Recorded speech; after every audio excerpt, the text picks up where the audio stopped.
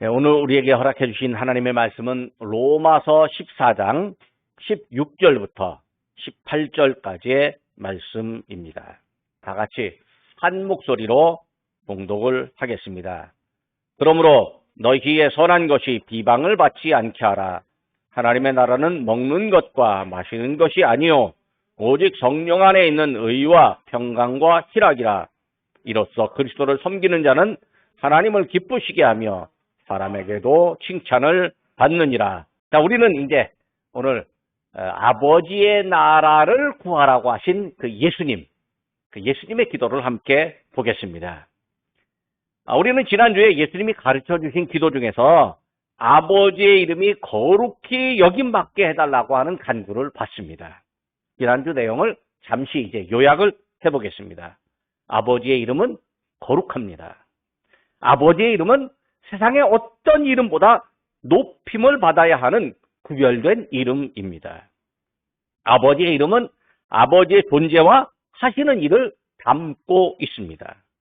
아버지의 이름은 아버지 스스로 나타내셨고 또 우리는 아버지의 은혜를 경험하고 신앙 고백의 차원에서 아버지의 이름을 붙이기도 합니다. 이게 여호와 이레, 여호와 니시 이런 이름들입니다.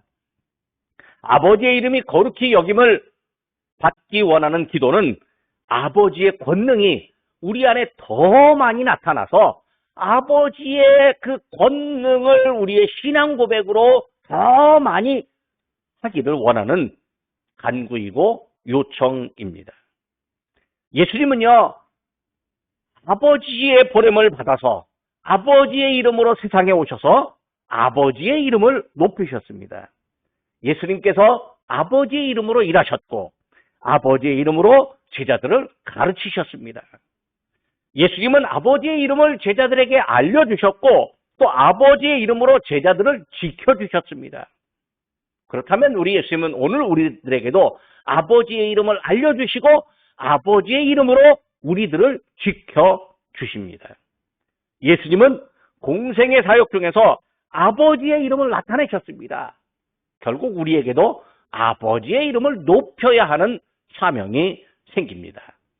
예수님은 아버지의 이름을 완벽하게 높이셨습니다.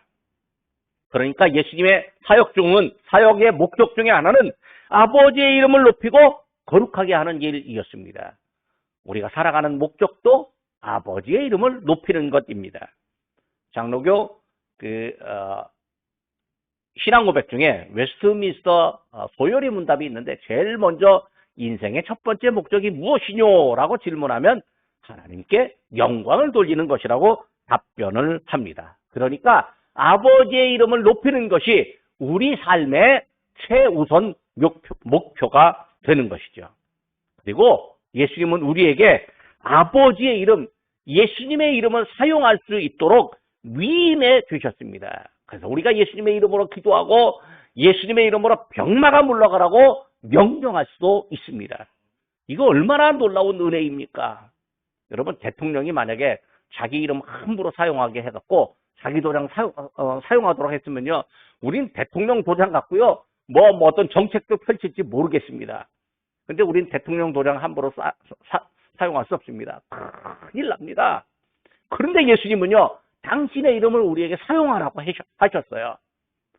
세상에서 선한 싸움을 싸우고 이기는데 그 이름을 사용하라고 하셨으니 얼마나 기쁘고 아름다운 일입니까? 오늘 우리는 이제 예수님이 가르쳐 주신 기도를 보면서 이제 6번째 주기도문 강의 시간인데 아버지의 나라가 임하게 해달라고 하는 기도의 내용을 함께 보겠습니다. 이 기도의 내용에도 역시 두 가지의 주제가 있습니다. 하나는 아버지의 나라이고 다른 하나는 임하게 해달라는 간구입니다. 먼저 이제 아버지의 나라를 보겠습니다. 아버지의 나라를 말하는 것은요, 그러니까 하나님의 나라를 말하는 것입니다. 마태복음에는 천국이라고 말을 하고요, 마가복음, 누가복음, 또 요한복음에는 하나님의 나라라고 말합니다. 특별히 이제 요한복음에는 영생이라고 말을 합니다. 하나님의 나라는 글자 그대로 보면 하나님이 다스리는 나라입니다. 하나님이 왕권으로서 통치가 미치는 모든 영역이다. 이렇게 말할 수 있습니다. 하나님이 영원한 왕이시고 만물을 다스리십니다. 하나님이 우주 만물과 사람의 세계 안에서 지금도 살아서 일하십니다. 사람이 국가를 생각하다 보니까 이 하나님의 나라도 어떤 영역을 생각할 수 있습니다. 뭐 이제 초등학교나 중학교 가면 나라는 뭐 국토, 또 뭐 주권, 국민 뭐 이렇게 있어야 된다라고 말을 합니다. 하나님의 나라는 국토가 있을까요? 이 땅에 국토가 있을까요? 하나님의 나라 국토가 있을까요?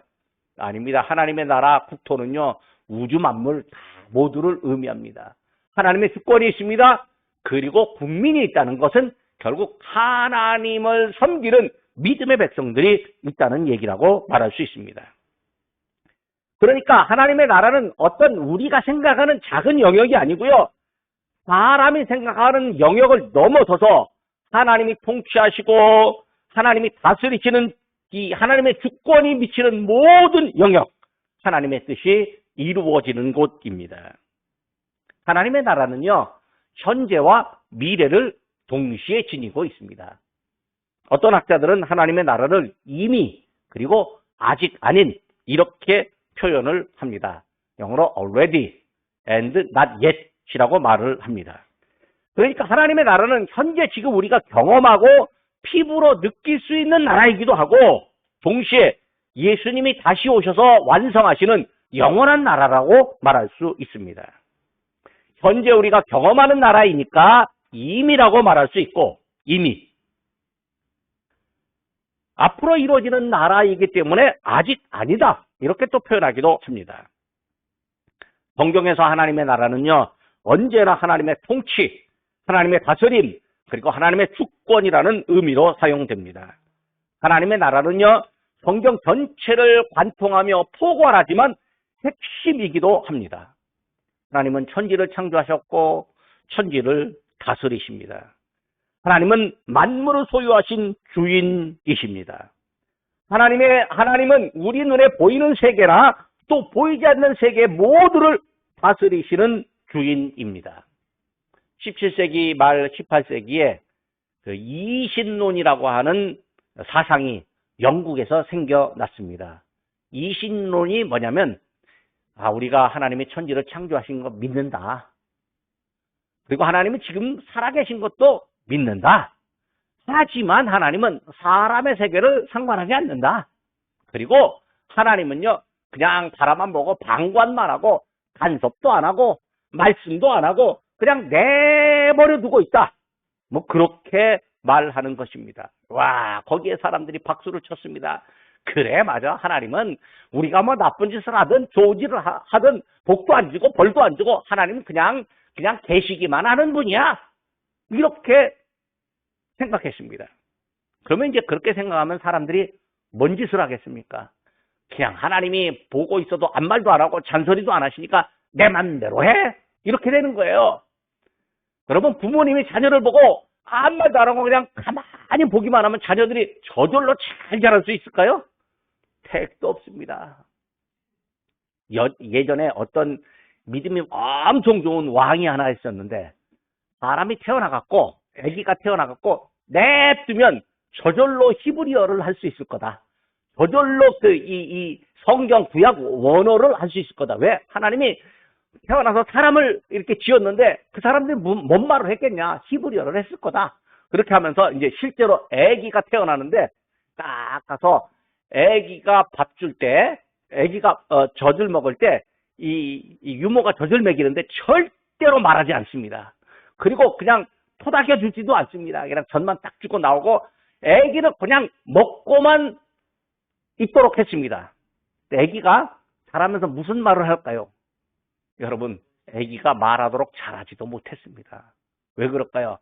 그 아이에게 사람의 사랑이 들어가지 않으니까 아기가 세계를 모르고 말을 들어야 말을 할 것 아닙니까?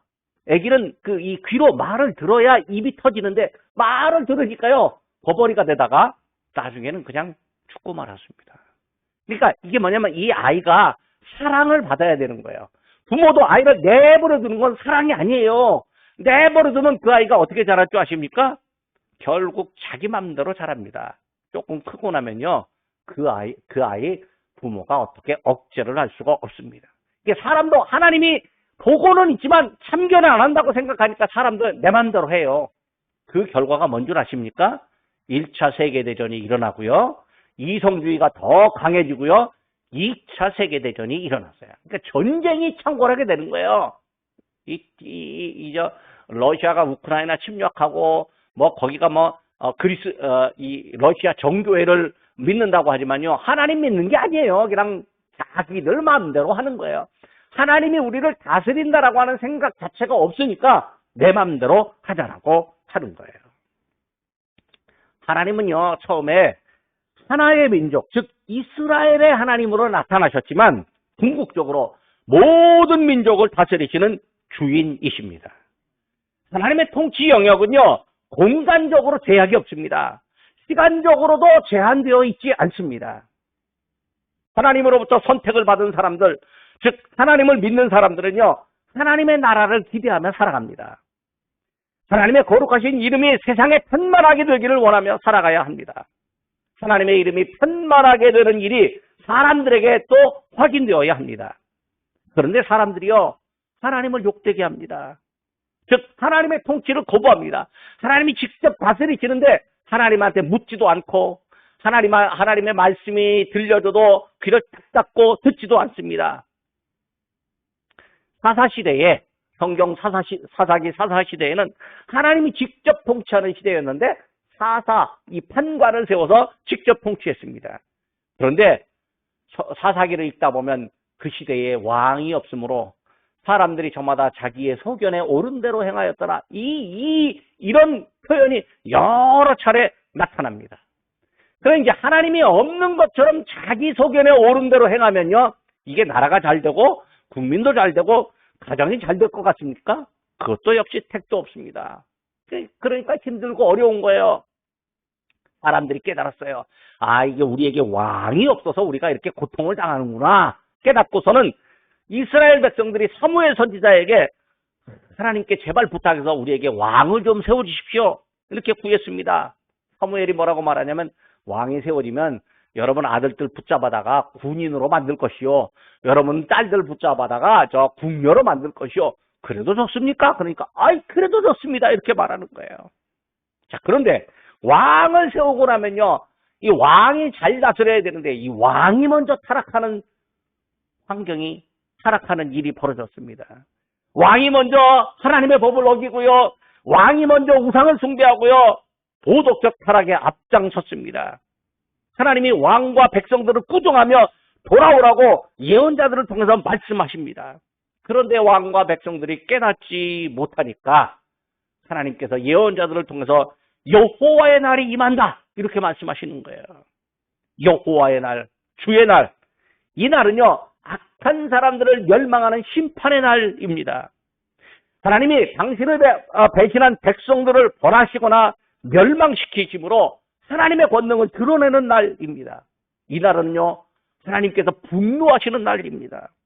이사야 13장 9절 말씀입니다. 보라, 여호와의 날, 곧 잔혹히 분냄과 맹렬히 노하는 날이 이르러 땅을 황폐하게 하며 그 중에서 죄인들을 멸하리니.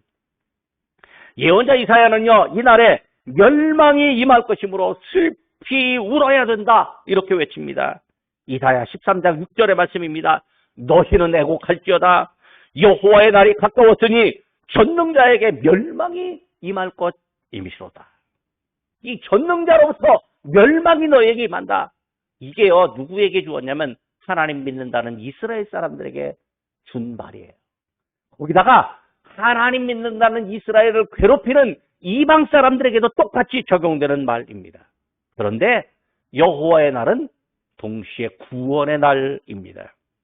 악한 이들에게 심판이 있다면요, 선하고 약한 사람들에게는 구원이 임합니다.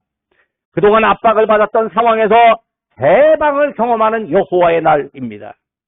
하나님이 당신의 백성들을 적들로부터 어떻게 경험하는지 그걸 경험시키는 날입니다. 하나님께 나오는 사람들은 구원을 받습니다. 스바냐 2장 3절의 말씀입니다. 여호와의 규례를 지키는 세상의 모든 겸손한 자들아, 너희는 여호와를 찾으며 공의와 겸손을 구하라. 너희가 혹시 여호와의 분노의 날에 숨김을 얻으리라. 여호와의 날, 주의 날에는요, 하나님을 신뢰하는 사람들, 다른 사람들이 어떻게 하든지 말든지, 다른 사람들이 악을 행한다고 해서 그 사람들을 탓하지 않고 먼저 자기는 믿음을 지키는 사람들, 즉 남은 사람들이 하나님을 진실하게 의지하는 날입니다. 여호와의 날은 사람들의 믿음이 회복되는 날입니다. 이사야 10장 20절 말씀입니다. 그 나라 이스라엘의 남은 자와 야곱 족속에 피난하는 자들이 다시를 자기를 친자를 의지하지 아니하고 이스라엘의 거룩하시니 여호와를 진실하게 의지하리니. 그러니까 하나님의 날은 하나님을 의지하게 되는 날입니다. 그리고 여호와의 날은요, 하나님의 공의와 긍휼이 이루어지는 날입니다. 사람들이 하나님의 통치권을 확인하는 날입니다. 여호와의 날은 하나님의 나라가 자기들에게 임하고 하나님 나라 백성으로 살고 있다는 자부심을 누리는 날입니다. 즉 하나님의 나라가 하나님의 날에 이루어집니다. 하나님 나라에서는 악을 행하는 사람들이 나가 떨어지고 선을 행하는 사람들이 구원받음에 감사하며 기쁨의 노래를 부르게 됩니다. 하나님의 나라는요, 예수님의 사역과 뗄래야 뗄 수가 없습니다. 하나님의 나라는 예수님 사역의 첫 번째 목적입니다. 예수님이 공생의 사역을 하시면서 사람들에게 외치는 첫 마디가 하나님의 나라가 가까이 왔다는 소식이었습니다. 하나님 나라가 가깝다는 소식을 듣는 사람들은요, 과거의 예언자들의 말을 들었기 때문에 심판이 있을 거라고 예상을 합니다. 당연히 먼저 이거 우리가 회개해야 되겠구나라고 하는 생각도 따라옵니다. 마가복음 1장 15절 말씀입니다. 때가 찼고 하나님의 나라가 가까이 왔으니 회개하고 복음을 믿으라. 예수님이 말씀하셨습니다. 예수님은 아예 하나님 나라와 그의 의를 구하라고 강력하게 요청하십니다. 마태복음 6장 33절 우리가 다 잘 알고 있지 않습니까? 너희는 먼저 그의 나라와 그의 의를 구하라. 너희는 먼저 그의 나라와 그의 의를 구하라. 예수님이 말씀하셨습니다. 하나님 나라는요, 미래이지만 예수님과 함께하는 그 시간에 이미 현재화되었습니다. 예수님과 함께하는 그 시간이 하나님 나라를 경험하는 시간, 하나님 나라 성취를 기뻐하는 시간입니다. 여러분, 오늘 우리가 예배를 드리면서 예수님이 이 자리에 우리와 함께 계신다면 이 시간, 이 자리가 곧 하나님 나라를 경험하는 시간이 됩니다. 이 시간, 이 자리가 하나님 나라에 임재하는 시간, 임재 자리가 됩니다. 바리새인들이요, 하나님 나라가 언제 임하느냐? 이렇게 예수님께 질문했습니다. 그런데 예수님의 대답입니다. 누가복음 17장 20절과 21절 말씀입니다. 이르시되 하나님의 나라는 볼 수 있게 임하는 것이 아니요 또 여기 있다 저기 있다고도 못하리니 하나님의 나라는 너희 안에 있느니라. 즉 하나님 나라가 우리 안으로 들어온다는 거죠. 내 작은 신체 안으로, 내 좁은 생각 안으로 하나님 나라가 들어온다는 거죠. 그러면요, 내 작은 신체이지만 하나님께서 주시는 놀라운 능력과 은혜가 나타납니다. 내 좁은 생각이지만요, 하나님의 주시는 그 크고 위대하신 생각이 우리로부터 열려지게 됩니다. 이게 하나님께서요, 우리에게 은혜 주시면요, 시올의 대로가 열리는 것처럼 생각의 대로가 열리는 경우가 있습니다. 제 자랑이지만 제 간증을 좀 한번 해봐야 되겠습니다. 여러분, 제가 목회하면서 언제나 탄탄대로만 겪었겠습니까? 언제나 잘 됐겠습니까? 아이고, 안 될 때도 있고요, 힘들 때도 있고요, 괴로울 때도 있습니다. 언제 한번 제가요, 목회가 너무 괴로웠어요. 왜 그렇게 성도님들이 말을 안 듣는지. 거기다가 또 내 주변 목회자들이요, 뒤로 가면 전부 나만 비난하고 흉보는 거예요. 이렇게 생겼으면 흠이 얼마나 있겠습니까? 별로 흠도 없어 보이는데, 어떻게 선배고 후배고 동료들이 전부 나를 흉보는지 모르겠어요. 이게 사실 제가 교만하니까 나를 흉보는 건데, 제가 교만하다는 생각은 못하고, 나 흉보는 사람들만 미워 죽겠는 거예요. 그러니까 이제 사람도 만나기 싫어요. 어떻게 하겠습니까? 할 수 있는 일은요. 주여, 주여이랑 어떻게 하겠습니까? 주여, 나 좀 살려주세요 하라 하면서 기도하는 것밖에 없어요. 그러면서요, 아무것도 안 되니까 성경 보고 책 보고. 근데 그때 그 김항한 목사님을 봤는데, 김항한 목사님이 당신은 하루에 한 권씩 책을 읽는데요. 애따 나도 한번 따라해보자. 그래갖고요, 진짜 하루에 한 권씩 책을 읽었어요. 손에 잡히는 대로 시집도 한 권 읽고, 또 뭐 저 큰 소설책도 한 권 읽고, 또 뭐 한 600페이지짜리 신학책도요, 어떻게 진짜 하루에 한 권 읽어지더라고요. 그렇게 해서 읽었는데, 이것도요, 뭔가 시동이 걸려갖고, 이 탄력이 붙으니까, 그다음부터 잘 읽어져요. 어느 정도 안정이 됐는데, 그다음부터 계속 읽어지는 거예요. 그래서 한 3년은 하루에 한 권씩 읽은 것 같아요, 제가. 요즘은 그렇게 못합니다. 체력에 딸려서 못하는데, 젊을 때니까 해요. 근데 한 3년 지나고 나니까요, 내 머리가 열리는 느낌이 들더라고요. 와, 하나님께서 내 안에 어떤 생각을, 이 생각의 대로가 열리는 느낌이 들더라고요. 그래서 그다음부터 젊은이들에게, 야, 부지런히 책 읽어라. 제가 그렇게 말을 했어요. 근데 그렇다고, 그때 열린 생각이요, 또 그다음부터 지금까지 열릴까요? 이거 절대 안 그렇습니다. 그렇게 생각이 열리면요, 또 사람이 또 자만해져 갖고요, 또 이제 주저앉을 때가 있습니다. 잘 안 할 때가 또 있습니다. 또 힘들어질 때가 있습니다. 또 힘들어질 때, 그때는 제가 이제 리더십이나 코칭이라고 하는 이거를 또 공부할 때입니다. 그때는요, 하루에 7, 8시간씩 영어책을 보면서 번역해가면서 혼자서 리더십이 뭔지, 사람들을 어떻게 해야 살리는 것인지, 그냥 한 1년 동안 진짜 그냥 거기에 몰입을 했습니다. 근데 한 1년 지나고 나니까요, 또 다른 생각이 확 열리는 거예요. 그리고 나서 글을 쓰는데요, 야, 얼마나 글이 잘 써지는지. 근데 그 생각이 지금까지 열리면 얼마나 좋겠습니까? 그러니까 뭐예요? 사람이 계속 공부해야 되는 거예요. 꾸준히 공부해야 되는 거예요. 근데 그때 나는요, 가진 게 없었고, 별로 그렇게 어떤 명예가 있는 것도 아니고, 뭐 돈을 엄청 들어오는 것도 아닌데요, 내 마음 안에 주시는 그런 기쁨이 있었어요. 그런 기쁨, 그런 축복이 내 안에 있었어요. 여러분, 정말 힘들고 어렵잖아요. 기도해야 돼요. 하나님 말씀 봐야 돼요. 그리고 하나님께 매달려야 돼요. 그러면 하나님께서 우리에게 열리는 우리 생각과 이 가슴이 열리는 그런 놀라운 은혜의 경험을 하게 해주세요. 그게 우리 안에 하나님 나라가 임한 거예요. 그 임함을 간증할 수 있다면, 우리 장로님들 다 그런 간증이 있어요. 예수 믿게 되니까 그냥 복을 쌓을 곳이 없도록 주는 그런 간증이 있어요. 예수 믿게 되니까 내 신체 안에 질병이 그냥 나아가고 튼튼하게 되고 회복하는 그런 간증이 있어요. 이런 간증들을 해야 다른 사람들에게도 하나님 나라가 임한다라고 하는 그런 축복을 누리게 되는 거죠. 사람들에게요, 하나님 나라를 알리기 위해서 여러 가지 시도가 있었습니다. 예수님이 알려주셨죠. 또 성경을 연구하는 학자들이 알려줬죠. 성경에 하나님 나라가 그렇게 많으니까 할 수밖에 없어요. 그런데 중요한 건 하나님 능력이 내 안에 나타나야 하나님 나라가 경험되는 거죠. 사도 바울이 고린도전서 4장 20절에서 이렇게 말합니다. 하나님의 나라는 말에 있지 않고 오직 능력에 있습니다. 아이고, 여러분, 하나님 나라가 임하면요, 아주 매우 평화로워갖고 잘 먹고 잘 살고 아무런 걱정과 근심과 염려가 없을 거라고 생각을 합니다. 맞는 말이기도 합니다. 그런데요, 사람들은 욕망을 가진 존재라서요, 잘 먹고 잘 살면 더 가지려고 합니다. 또 편하면요, 더 편해지려고 합니다. 그러면요, 편하고 더 많이 가지면요, 그때 또 염려가 찾아옵니다.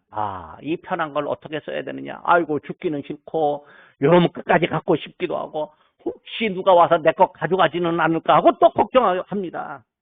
그러니까 하나님이 나를 지키고 계신다라고 하는 믿음이 없으면요, 우리 안에 하나님 나라가 임하지는 않습니다. 사도 바울이 로마서 14장 17절에 이렇게 말합니다. 하나님의 나라는 먹는 것과 마시는 것이 아니요 오직 성령 안에서 의와 평강과 희락이라. 공의가 이루어지고 평화가 나타나고 우리 안에 기쁨이 생기는 것이 하나님 나라라고 말합니다. 하나님의 나라는요, 공의의 나라이기도 합니다. 공의의 하나님이시므로 하나님의 의가 편만한 나라이기도 합니다. 예수님이 제자들에게 하나님 나라의 의를 구하라고 했는데 사도 바울도 하나님 나라가 공의의 나라임을 말했습니다.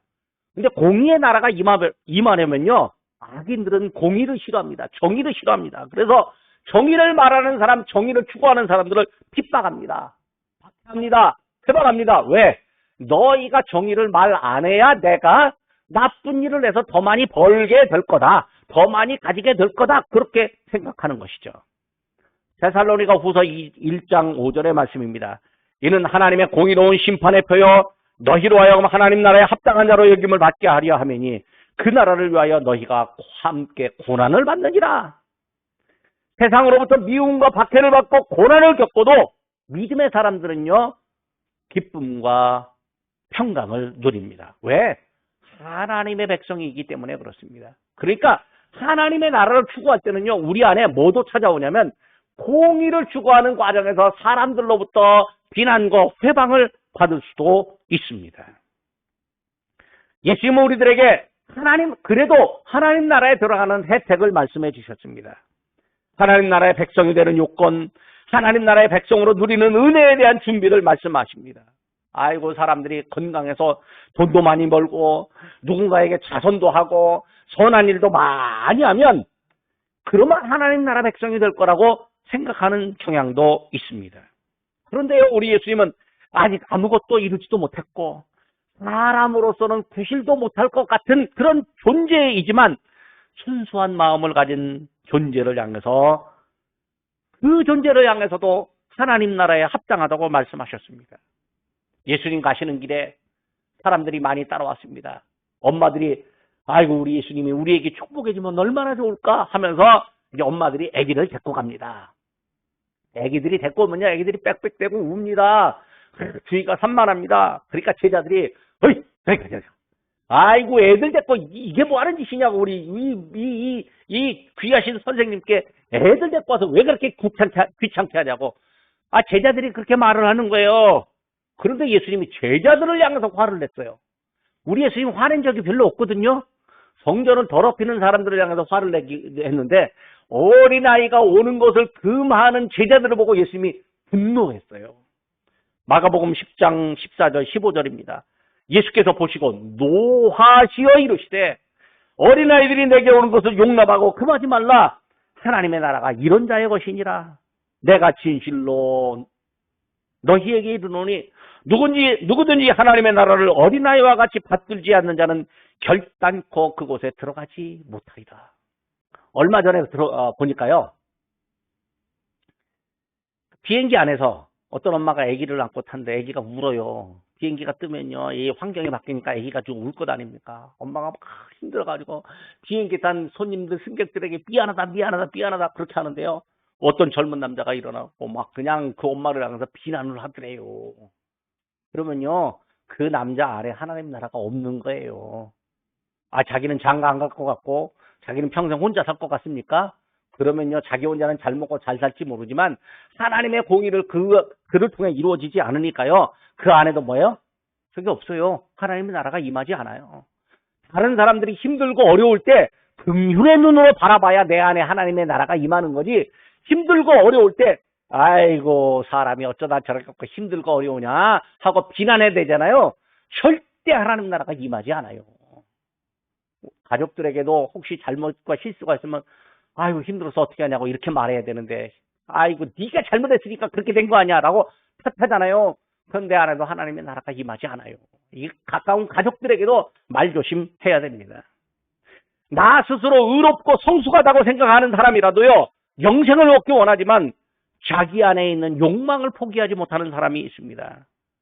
재물이 많은 부자가 영생을 얻고자 했지만 재산을 모두 팔아서 가난한 사람들에게 나누어 주라고, 그리고 나를 따르라는 예수님의 말씀을 듣고 재물이 많은 거로 근심하여 돌아갔다라고 성경이 기록합니다. 예수님이 이런 경우를 보고 부자가 하나님 나라에 들어가기가 매우 어렵다 이렇게 말씀합니다. 하나님의 나라는요, 인간의 욕망과 다릅니다. 하나님의 나라는요, 사람들이 우러러보고 부러워하는 사람이 들어가는 거, 그거 아닙니다.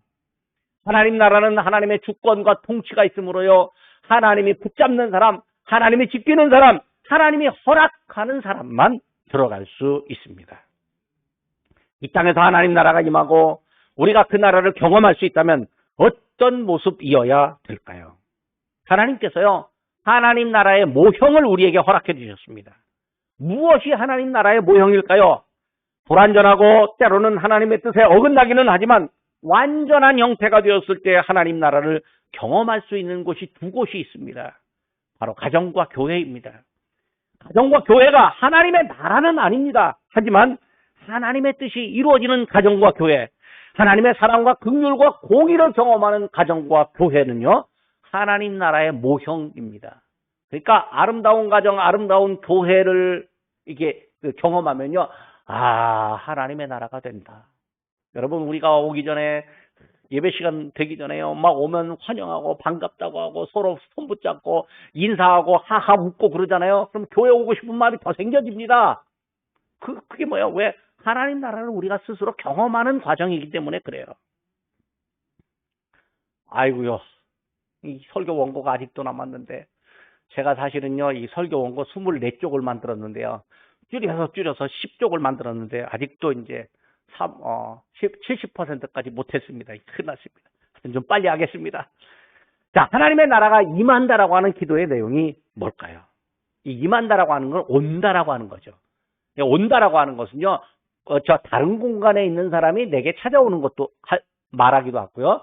또 어떤 미래의 시간이 내게 오는 것을 의미하기도 합니다. 그러니까 하나님 나라가 임한다라고 하는 것은요, 하나님께서 내게 주시는 그런 시간이 내게 오는 거죠. 우리 안에 공의와 평강과 기쁨이 생긴다면, 또 우리의 환경과 공동체에 정의와 평강과 기쁨이 생긴다면 하나님 나라가 우리에게 오는 거죠. 우리가 은혜를 받고 서로 도와주고 나눠주고 다른 사람의 아픔을 내 아픔처럼 생각하고 다른 사람의 기쁨은 내 기쁨으로 생각하고, 그래서 슬픔과 기쁨을 나누는 그곳에 하나님 나라가 임하게 돼요. 초대교회 성도들 보면요, 기도하고 서로 떡을 떼며 또 함께 기뻐했는데요, 바로 그런 모습이 하나님 나라의 아름다운 모습이기도 합니다. 사도행전 2장 44절부터 47절까지 사람들이 모이게 힘쓰고 떡을 떼며 기쁨과 순전한 마음으로 음식 먹고 하나님 찬양하고, 그래서 모든 사람들에게 칭찬을 받았어요. 구원받는 사람이 날마다 더해졌어요. 이게 하나님 나라 모습이었습니다. 하나님 나라는요, 현실이지만 동시에 미래라고 말씀드렸습니다. 그렇다면 하나님의 나라는요, 우리 예수님이 오셔서 완성하시는 나라입니다. 예수님이 다시 오신다고 말씀하셨는데 다시 오셔서 완성하는 나라입니다. 그래서 우리는 우리 예수님이 다시 오시기를 간구하고 있습니다. 예수님이 다시 오셔서 그 영광된 나라에 우리를 들어가게 하실 것입니다. 그게 바로 미래의 어떤 시간이 우리에게 찾아오는 것입니다. 요한계시록 22장 7절 말씀입니다. 보라, 내가 속히 오리니 이 두루마리의 예언을 지키는 자가 복이 있다. 또 21장 27절입니다. 어린 양의 생명책에 기록된 사람으로서 하나님의 영광의 자리에 들어갈 사람이 있습니다. 여러분, 우리가 고난을 받으면 고난이 속히 끝나기를 기다립니다. 예수님을 믿는다고 박해를 받으면 박해가 빨리 끝나기를 원합니다. 박해가 빨리 끝나기를 원하는 게 우리 예수님이 오셔서 끝내주실 거니까 그때 예수님 오게 해달라고 하는 종말론적 신앙을 갖기도 합니다. 그런데 이 종말론적 신앙은요, 하나님께서 우리에게 주시는 놀라운 영광을 바라봅니다. 로마서 8장 18절에 이렇게 말합니다. 현재의 고난은 장차 우리에게 나타날 영광과 좋게 비교할 수 없다. 그래서 초대교회 성도들은 마라나타, 주 예수여 어서 오시옵소서라고 하는 신앙을 가졌습니다. 여러분, 하나님 나라가 우리에게 임하는 것은 나의 생각이나 나의 관념, 감정에 머물지도 않습니다. 혹시 대한민국이 완전하게 복음화돼서 하나님 나라가 임할 거라고 생각할 수 있겠습니까? 저도요, 대한민국이 복음화되기를 원합니다. 그런데 대한민국이 복음화될 때 이게 복음화되고 난 다음에 하나님의 나라가 나타나지 않을 수가 있습니다. 왜냐하면요, 종교만으로 나라를 지배하면요, 세계 역사에서는요, 다른 종교를 허용하지 않는 그 풍토에서는요, 사람들이 이 아픔을 느낍니다. 저 아랍의 지금 이 이슬람이 아닌 종교는요, 아예 허락도 안 합니다. 이슬람의 율법대로 여성들에게 가르치지도 않습니다. 여성들이 바깥으로 나가 다니지도 못합니다. 사람들의 자유가 억압됩니다. 이슬람 땅은요, 하나님 나라가 아닙니다. 그런데 기독교는요, 사람들에게 막 자유를 줍니다. 자유를 주다 보니까요, 막 허랑방탕하고 이런 세계도 막 생겨납니다. 그럼 유럽은요, 명목은 기독교이고, 이 기독교가 복음화 다 됐다라고 하는데, 거기 막 허랑방탕하는 일이 막 생겨납니다. 그건 또 하나님 나라일까요? 그것도 아닙니다. 그러니까요, 하나님이 완전히 다스려야 되는데, 그냥 단순히 기독교 나라가 됐다? 이건 하나님 나라가 아니에요. 왜냐하면 그 안에 진실로 평화와 평강이 있는 상태가 되어야 하는 거죠. 하나님 나라가 임한다라고 하는 것은요, 우리에게 실제로 경험할 수 있는 현재의 사건이 되어야 하는 거죠. 우리가 다 평화롭게 살기를 원합니다. 안녕하십니까? 라고 인사하는데요, 우리의 마음, 몸, 생각, 정신 모두가 다 안녕해야 됩니다. 가정도 안녕해야 됩니다. 자녀들이요, 공부도 잘하고 씩씩하게 잘 자라고 미래가 보여질 수 있는 그런 안녕의 상태라면 얼마나 멋지겠습니까? 사람들이 성공하면 그곳에 하나님 나라가 임한다라고 생각하는 사람도 있습니다.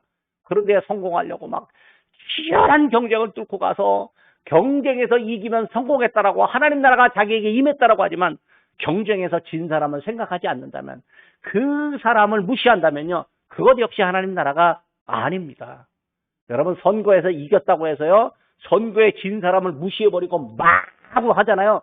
그거 좋은 정치 아닙니다. 진 사람도 생각해줘야 그게 좋은 정치가 되는 거예요. 여러분, 혹시 이 스포츠 선수들이 경기를 하다가 자기에게 진 선수들을 칭찬하는 그런 챔피언 본 적이 있습니까? 위대하고 훌륭한 선수라고 그렇게 말합니다. 그러면 챔피언도 올라갑니다. 그런데 챔피언이 제가요, 아이고, 작전도 잘못 짜고 어쩌고 저쩌고 해갖고 저 사람이 나한테 질 수밖에 없었습니다. 이렇게 인터뷰를 하잖아요. 온 세계 언론이 챔피언 그 인격이 못됐네 하고 응원을 안 합니다. 응원 안 하면요, 챔피언에게 후원하는 기업도 어떻게 하죠? 광고 끝. 그렇게 합니다. 그러니까요, 하나님의 나라는요, 내가 잘 될수록 어떻게 해요? 나보다 잘 안 되는 사람들을 배려함이 있어야 거기서 하나님 나라도 생겨나게 되는 거죠. 자, 신앙인으로서 살아가는 우리가 하나님께 요청하는 게 뭡니까? 하나님께 기도해야 되는 내용이 무엇이겠습니까? 하나님의 목적이 이루어지려면 우리가 무엇에 우선을 두어야 하겠습니까? 바로 하나님의 나라가 임하기를 구해야 됩니다. 하나님의 나라가 우리 안에 임하기를 구해야 하는데, 내 안에 임해서 내가 하나님의 사람으로 살아가려고 해야 하는 거죠. 하나님의 완전한 통치가 나와 내 가정에, 그리고 내가 사는 공동체와 국가 더 넓게 모아서 인류와 자연, 생태계와 우주에 하나님의 통치가 편만하게 되기를 구해야 합니다. 기도하겠습니다.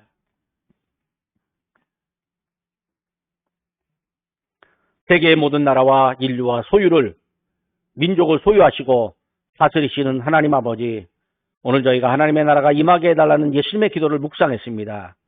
우리가 사는 세계에 하나님이 원하시는 공의와 평화가 이루어지게 하여 주옵소서. 전 세계의 만연한 욕망과 전쟁과 탐욕이 멈추어지게 하여 주옵소서. 한쪽에서는 파티를 열지만 다른 한쪽에서는 배고픔과 고통에 신음하는 불평등을 멈추어 주옵소서.